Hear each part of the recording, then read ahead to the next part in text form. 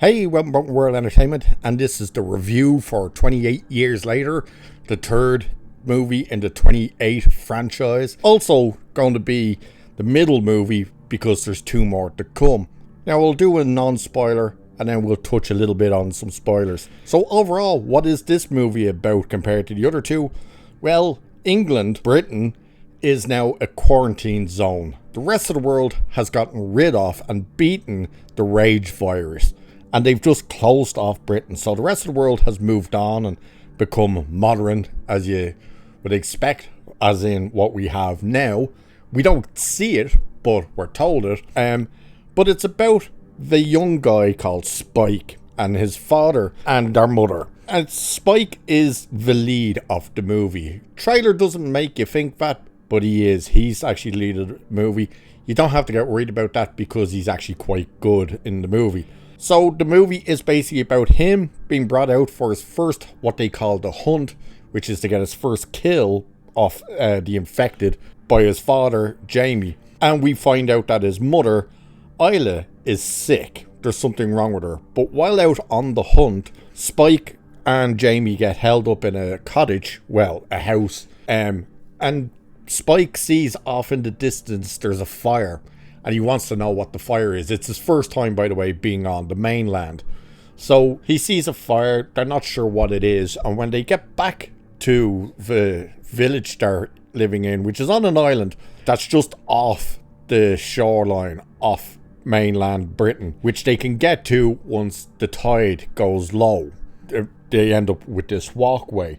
But he finds out from someone that apparently it's a doctor who's living up still on the mainland, close to the area. And because Spike's mother isn't well, he takes it upon himself to make it his mission to get to this doctor, who's played by Ralph Fiennes, to cure his mother and to find out what's wrong with her. And it goes from there. That is what the main story is. Can't go too deep into other aspects of it because that'd be in the spoiler stuff. There's positives and there's negatives. To start off, did I like this movie? Quite frankly, I thought this movie was a bit meh. It's not terrible by any means, but it most certainly is not great. And the ending for me ruins practically the whole thing, which is really unfortunate. There are some good, really good moments. There's some funny levity moments. There's some good gory moments, but there's a lot of slow, boring moments as well. And I think you really need to keep that in mind when you're going to see this, if you're interested in seeing it, or even if you have seen it, you can let me know what you thought of it. But it does get quite so, especially the second act. The second act is probably the slowest part of the movie. And it's interesting because it starts off quite slow, but does pick up a bit. The second act is pretty much slow throughout. The third act picks up a small bit again, but then that ending happens and it gets really unfortunate the way it ends. And quite controversial with the idea that they've done, which a lot of Americans and Canadians and people on that side of the world won't really understand. But number one, what the controversy is and why it's a bit which again I'll touch on in the spoilers. Visually, the visual effects and stuff are fine. The landscape and stuff looks beautiful the way it's shot, even though this film apparently was completely shot on iPhones. They do, however, do some artistic-y crap in here that is horrible when it happens. At least I thought it was horrible. I'll give you an instance. It's not a spoiler, but when we first get introduced to the character of Isa, played by Jodie Comer, she's in bed and she's kind of waking up almost kind of in a panic. But when the rest of them come up, you find out she's a bit confused. She gets confused, forgets things, mistakes people for other people, stuff like that. And she has a reaction towards the husband, Jamie. And the camera does this thing where it flicks, and I mean very quickly, between probably about 5 to 6 different angles of her, all in a row, like in a succession. It goes boom, boom, boom, boom, boom. And it was very off-putting when that happened. It was like, whoa, what the hell was that? And moments like that keep happening. There's a lot of stuff you see in the trailer that is a part of that kind of visual take where it's a flash of something happening rather than actually something happening. Like when you see in the trailer the kind of the night vision, but it's red and you see the infected eyes glow, that's one of those moments. That was kind of very off-putting when they start doing that. It does get a bit preachy as well, not in like a wokeness sense, more in almost a religious sense, which is also, I think, will put a few people off. Again though, the gore is good. The acting from everyone is great. Like everyone, from Jodie Comer to Ralph Fiennes to Aaron Taylor-Joy to the young guy Alfie Williams, they're all really, really decent. Except the last guy, the guy who we'll talk about in spoilers. It's not that his performance isn't terrible, it's just he's not there very long, and what he is and the people with him, it's a bit like, what the hell? But other than that, the performances were great across the board. The action was quite decent as well. The gore is decent when you get gore. They do add new lore to the infected, but the weird thing about the way they do it is it retcons the lore from the other movies, which is interesting, which again I'll touch a little bit on in spoilers. So overall, would I recommend this movie? If you enjoyed the first two, I think you will enjoy this one. It's definitely better than the second one, 28 Weeks Later. It definitely is better than that one, but it's still got a lot of issues, and a lot of issues that I can't really overlook, because it's one of those, you did that for convenience sake, which I can explain to you without it being spoilers, is that like, oh, this character and this character need to go from point A to point B. Oh look, they've come across a crap ton of infected and proper hard to kill infected. They get back to point A. Now this character has to go with this character to the same spots. Oh look, no infected. It's like, where's the infected gone? And that is one of the things you need to know about if you're going to see this. There's not a hell of a lot of the infected. Not this time around. They're not running all over the place. We never enter cities or anything like that. In this, it's very much the countryside from start to finish. So bear that in mind. They introduced the alpha infected. We meet two of them. One we see getting defeated. That's not a spoiler because it's actually in the trailer. And the other one is just this menace. And there's more issues kind of that come up with these. So that's all I can really say for the non-spoiler stuff. So I will touch a bit into the spoilers now. So if this is as far as you're going with the video, cheers for being here. Like, share, subscribe and all that good stuff.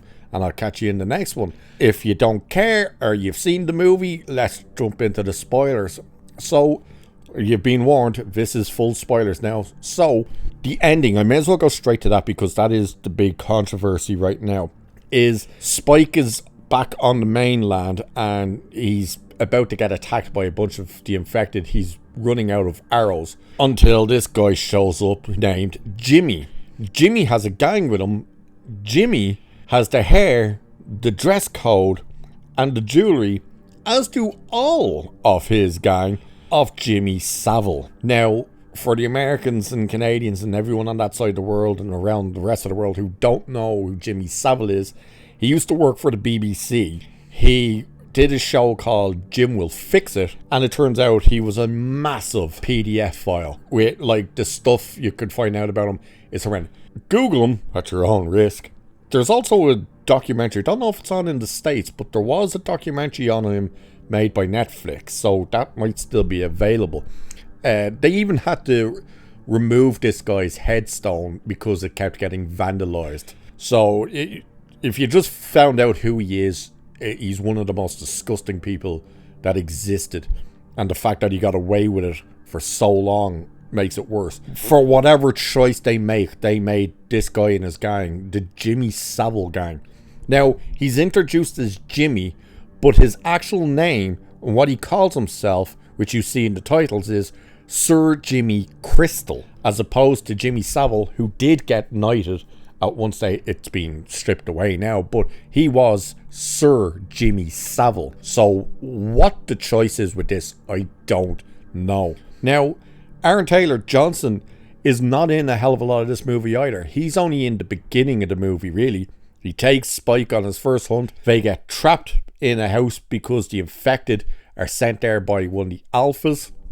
They manage to escape and get back home, where Spike sees his father Jamie cheating on his mother, which then makes Spike find out from someone else that Ralph Fiennes is on the mainland. That's what the fire was, and that he is a doctor. So Spike takes it upon himself to take Isla back onto the mainland to try and go to the doctor. Now, this is where a lot of the inconsistencies start happening and issues, the main issues I have with this movie, really. When we meet Isla, she's bedridden. She has not got up out of bed. We don't see her eating, Spike brings her up a bit of bacon. She doesn't eat it and stuff like this. We see so many scenarios and pretty much are finding out like she is bedridden.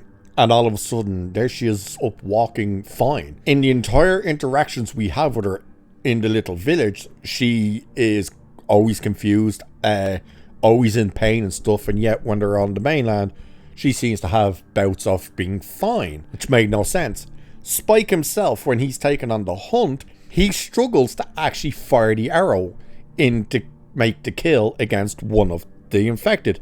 One of these big fat baby yolks, which is weird things. But then when the alpha comes along and he sends his minions after them, Spike can't fire the arrow. He's like terrified. When he eventually does fire, he's missing every shot he's taken. He hits one in the leg. And yet, he has no qualms about getting his mother and going back onto the mainland and walking around. No issues. As soon as infected come up, he has no problem turning around and shooting them and killing them. And it's like, hang on. Literally 2 minutes ago, you were terrified and couldn't do this. And now all of a sudden, it's like you've been doing it for years. Makes no sense. We do get introduced to pregnant version of a infected who gives birth, but gives birth to a normal child. There's weird things with that. Now, when it comes to Ralph Fiennes, there's something up with him. This is where we get the other big issue I had when it comes to the alpha, is that Ralph Fiennes is able to paralyze this alpha. He blow darts and it paralyzes the thing where it's unconscious. Now, it doesn't fall down or anything, but it's unconscious. It happens immediately. He fires it, boom, thing is unconscious, can't move. He then does it to Spike later because we find out the mother has cancer and she's pretty much almost on her way out. Like, it's gonna happen really soon. So she obviously gives the nod to Ralph Fiennes to, hey, look, take me out, knock him out with your darts and put me out of my misery.